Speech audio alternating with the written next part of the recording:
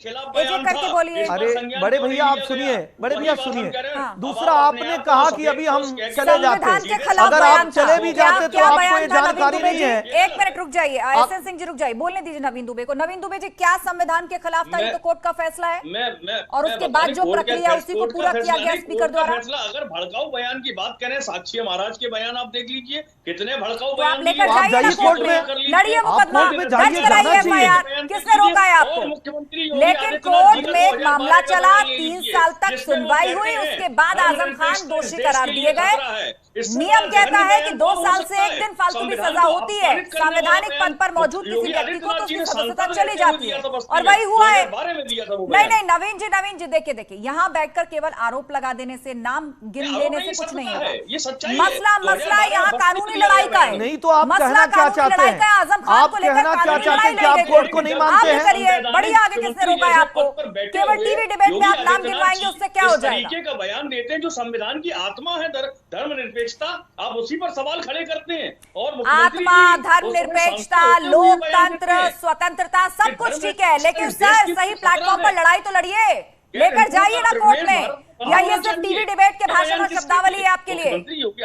आस्था जी इनसे पूछिए, आस्था जी इनसे पूछिए, आदरणीय मुलायम सिंह जी के लिए कोर्ट में तमाम आरोप दायर हुए थे। दुबे जी सुनिए, देखिए आदरणीय मुलायम सिंह जी के लिए, स्वर्गीय मुलायम सिंह जी के लिए कोर्ट में तमाम आरोप दायर हुए थे, लेकिन कोर्ट ने उनको बरी किया। दुबे जी आप बोलते रहेंगे, सुनेंगे नहीं, समझेंगे नहीं, जानेंगे नहीं, तो आप क्या मैसेज देना चाहते हैं? आप तो कोर्ट को भी कटघरे में खड़ा कर रहे हैं। आदरणीय मुलायम सिंह साहब के खिलाफ बहुत सारे आरोप लगे थे, लेकिन वो कोर्ट से बच के निकले। कोर्ट एक स्वतंत्र संस्था है, आप उसको स्वीकारिए। आप क्यों नहीं मान रहे कि आजम खान साहब गलत किए? एसएन सिंह रुकिए, एसएन सिंह जी रुकिए, नवीन दुबे जी रुकिए, मेरे सवाल का जवाब दीजिए। नवीन दुबे जी, मेरी आवाज पहुंच रही ना आप तक? जी बिल्कुल ठीक है। आपने जिस तरह के शब्दों का इस्तेमाल किया, संविधान की आत्मा, हत्या, लोकतंत्र, स्वतंत्रता, नाना प्रकार की भाषा और शब्दावली का आपने इस्तेमाल किया। मेरा यह कहना है, क्या ये सब कुछ केवल टीवी डिबेट के भाषणों के लिए है या चुनावी मंच के भाषणों के लिए? यदि कुछ ऐसा है तो आप जाके कानूनी लड़ाई लड़िए। आजम खान के खिलाफ 3 साल तक केस चला, कानूनी लड़ाई लड़ी एक शख्स ने, उसके बाद ये फैसला आया। आपके पास भी यदि कोई ऐसी लिस्ट, सबूत, भाषण है तो जाइए ना कोर्ट में। किसने रोका है? खाली टीवी डिबेट में बैठकर चिल्लाइएगा? निश्चित तौर पर सबूत भी हैं, प्रमाण भी हैं। तो देर किस बात की है? किसने रोका है आपको कानूनी लड़ाई लड़ने से? सरकार ने। कानूनी लड़ाई हम लड़ रहे हैं, और लड़ने का नतीजा ही यही है कि आजम खान साहब जेल से बाहर हुए। अगर कानूनी लड़ाई नहीं लड़ी होती तो इन लोगों ने यहाँ हेट स्पीच की बात हो रही है। कुछ नेताओं का आपने नाम लिया था नवीन दुबे जी, हेट स्पीच की बात हो रही है, उसको लेकर बढ़िए ना आगे। यदि नरसिंहानंद सरस्वती का अपना बयान देखिए, और इनके साक्षी महाराज के मेरे देखने से, आपके देखने से, दर्शकों के देखने से सजा नहीं होगी, सजा कोर्ट से मिलेगी। उसके लिए मुकदमा लड़ना पड़ता है, हेड स्पीकर है। जैसे आजम खान साहब के खिलाफ मुकदमा चला। अभी की बात बता रहा हूँ आस्था जी, प्रवेश वर्मा सांसद हैं, दिल्ली में किस तरीके का हेट स्पीच दिया उन्होंने, क्या कार्रवाई की गृह मंत्रालय ने? बता दीजिए, क्या कार्रवाई की दिल्ली पुलिस ने? कोई मुकदमा दर्ज हुआ? नहीं हुआ ना। तो ये देश के अंदर लोकतंत्र का गला घोटना नहीं है तो क्या है? अच्छा ठीक है, आप रामपुर की बात करते करते आप दिल्ली पर आ गए।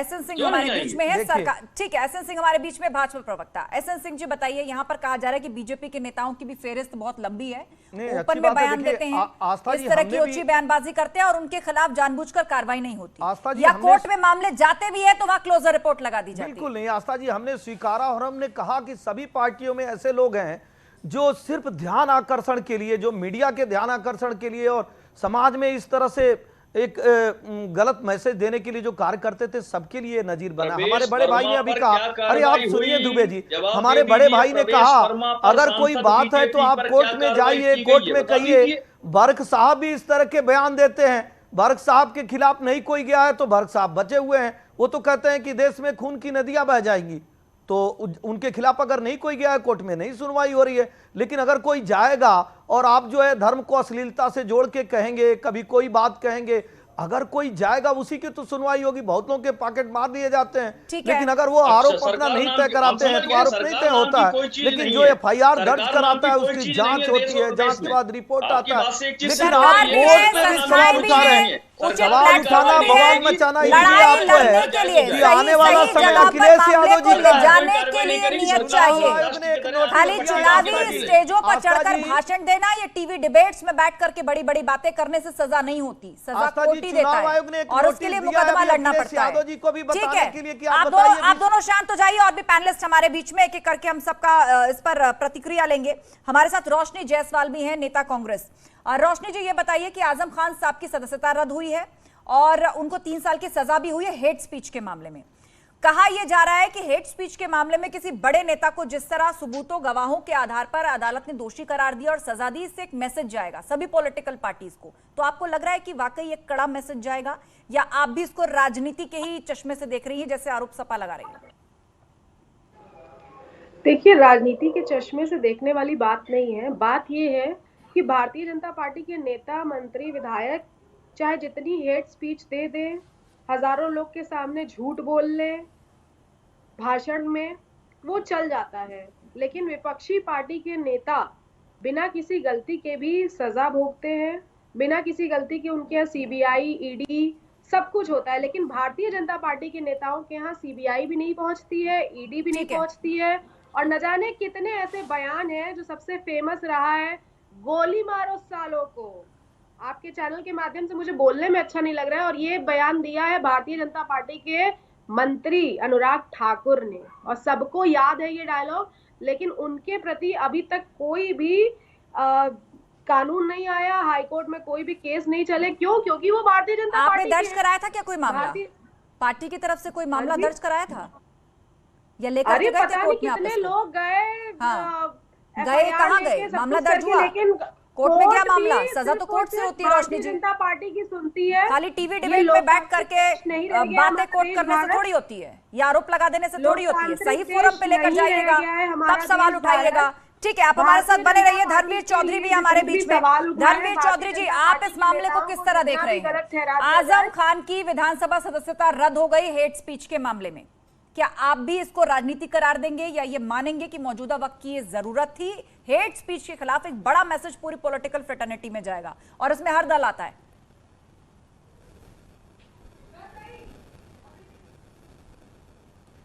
नहीं, बिल्कुल आस्था जी, आपने सही कहा और जो न्यायालय ने डिसीजन दिया है, मैं न्यायालय पर कोई टिप्पणी नहीं करूंगा।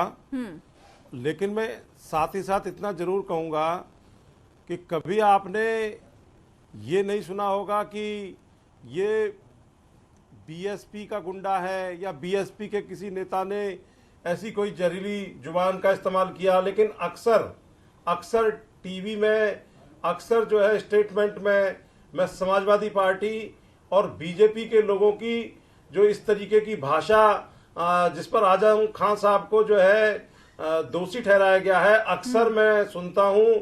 और लेकिन ये जो सरकार की जो नुमाइंदगी डबल इंजन की सरकारों में हो रही है, इसमें विपक्षियों पर ये ज्यादा जो है धारदार तरीके से कार्रवाई करते हैं और जो सत्ता पक्ष के लोग होते हैं उनको ये छोड़ देते हैं, क्योंकि कोर्ट तक वही मामले पहुंचते हैं जिसमें पुलिस पैरवी करती है और सरकार पैरवी करती है। तो मैं ये आपके चैनल के माध्यम से यही कहूंगा कि सरकार को इस तरीके की कोई भी भाषा बोल